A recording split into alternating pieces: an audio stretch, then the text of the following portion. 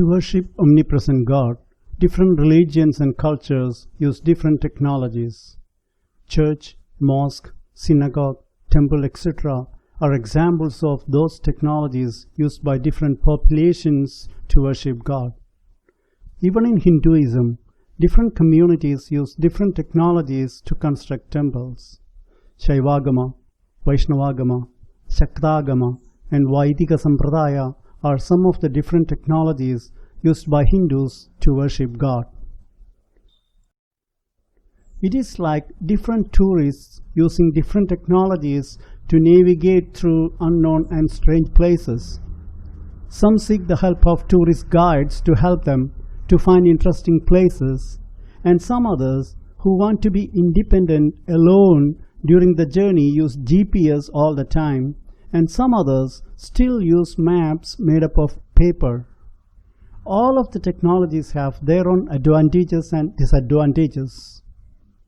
Here in this video, this analogy of the tourist is used to explain the significance of different technologies used by different people to worship God.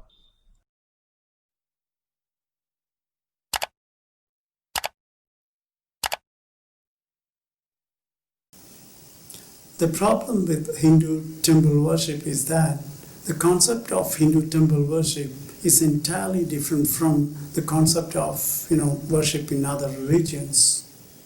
That's why a temple is different from mosque or a church. A mosque or a church are meant to be places for social gathering and social worship, but temple is not meant to be a place for social gathering or social worship. If that's the case, definitely the idol would have been placed in an open place, in an open platform, where all the people who gather there could easily see that. But in a Hindu temple, the idol is placed in a very dark room named Srikoval. It's very difficult to see, for a devotee, and if he is standing a bit far from the Srikoval, to see that idol. From that itself, we can assume that the aim of Hindu temple concept was definitely not social worship or social gathering. And more than that, there are certain things in a temple that will definitely challenge our common sense.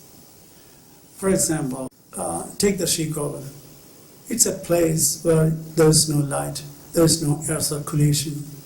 How can you imagine the abode of God to be such a place, such a terrible place? It's impossible. And if you look inside, you see the idol.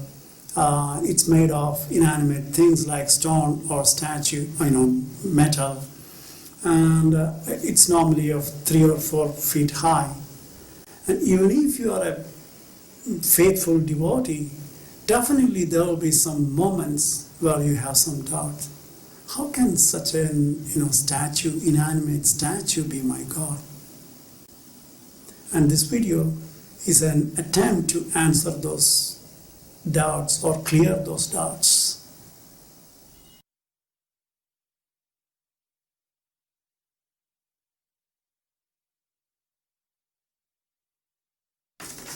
This is the map of Kerala, and placing my fingers on a spot called Thrissur, I will say I was born here. How can I say that? How can I take birth in a piece of paper, first of all? And how can this picture be my state Kerala? Even though this is a piece of paper, a worthless piece of paper, when it becomes a map, it becomes very valuable. In the same way, the picture of Kerala, when it is drawn following certain rules and regulations, it becomes a map of Kerala, capable of representing the place named Kerala.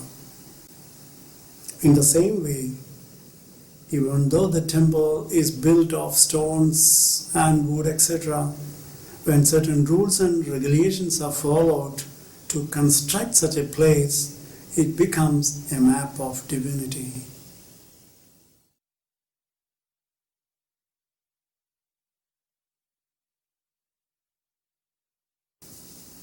If you want to visit an unknown place, there are two ways to do that. The first way is to seek the help of a professional tourist guide. If he is a very good tourist guide, you don't need to know anything. You just give the money and you just give your available time, and he will schedule everything and he will take you each and every corners of that place. In the same way, in spirituality too, the first way is seeking the help of a professional guru like Ramana Maharshi or Sri Ramakrishna Paramahamsa. And you don't need to know anything. You just simply sit at their feet. They will take you to each and every realms of divinity. But it's always difficult to find a good tourist guide. And if we cannot find a tourist guide, what we do normally is seeking the help of a good map. And if that map is a very good one, you can just visit each and every places, each and every corners of that place. In spirituality too, if you find it a bit difficult to find a good guru, the second option is seeking the help of a map. And temple is a very good map of divinity indeed. It will help you to just visit each and every corners of that territory called divinity.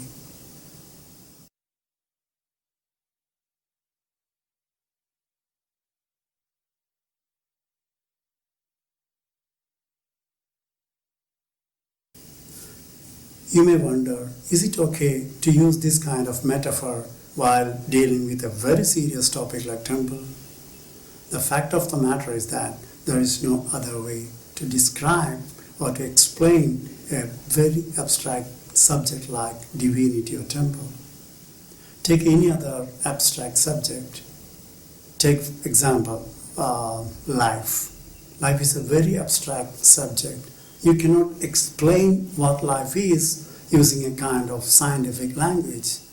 You need to seek the help of some kind of metaphor or simile to explain what life is.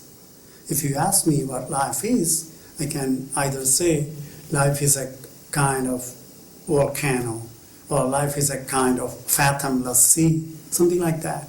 I need to use some kind of figurative language or metaphorical language to explain it.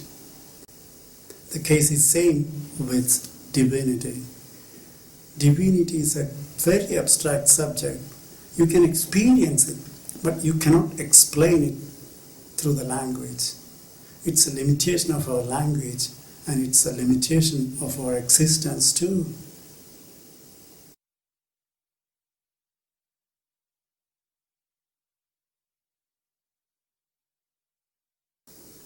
Now let's come back to our topic, our metaphor. Temple is a map. If you take a map, there are some characteristics. The first characteristic of a map is that a map represents the territory somewhat perfectly or correctly. And that's why I can take a map and I can place my fingers on a particular spot and I can say, this is where I was born. If it does not represent that place, I cannot say like that. In the same way, a temple represents the territory of divinity somewhat perfectly. That's why I can point my fingers to the idol and I can say, this is my God.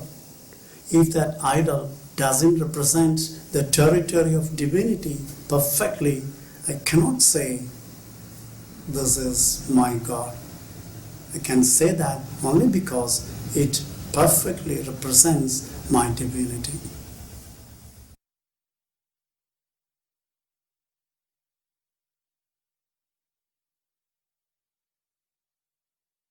The second characteristics of a good map is that we can make different kinds of maps for different purposes.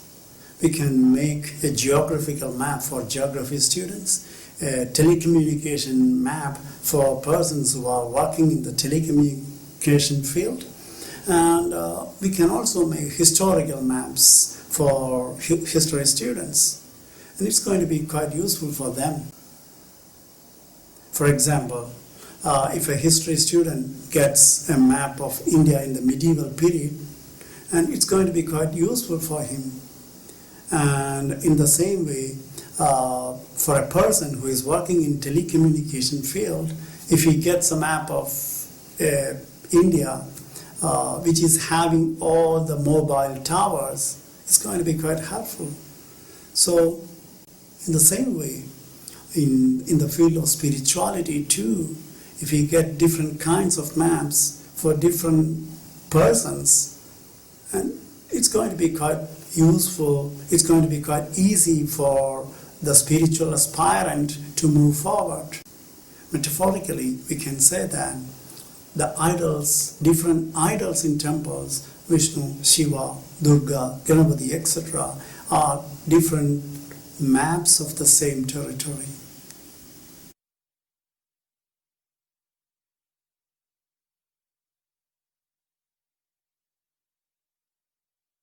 The third characteristic of a map is that, along with the technological advancement, the making of maps can also be different. For example, in the olden times, human beings used to draw maps using pencil or pen in the paper.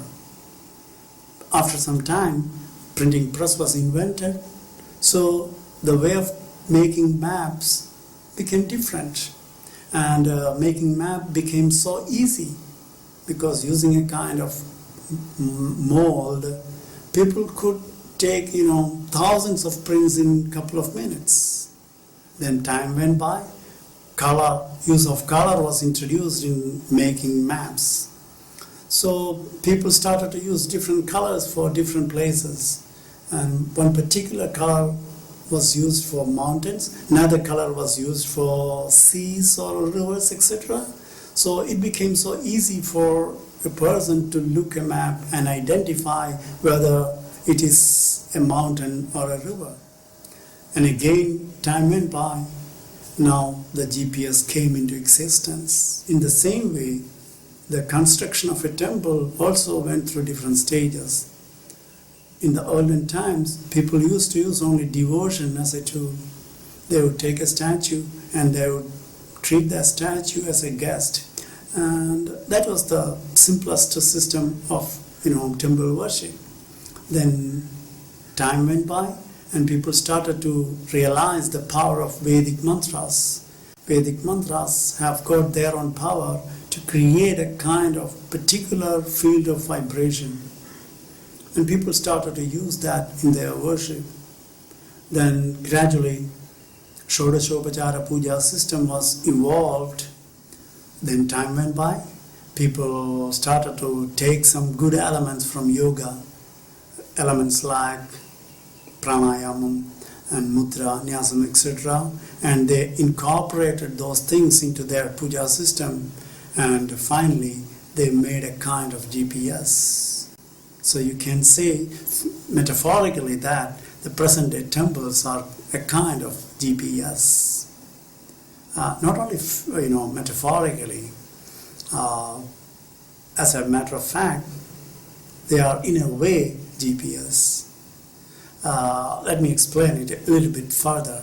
A couple of months ago, there was an interview of Sadhguru with Barkadath.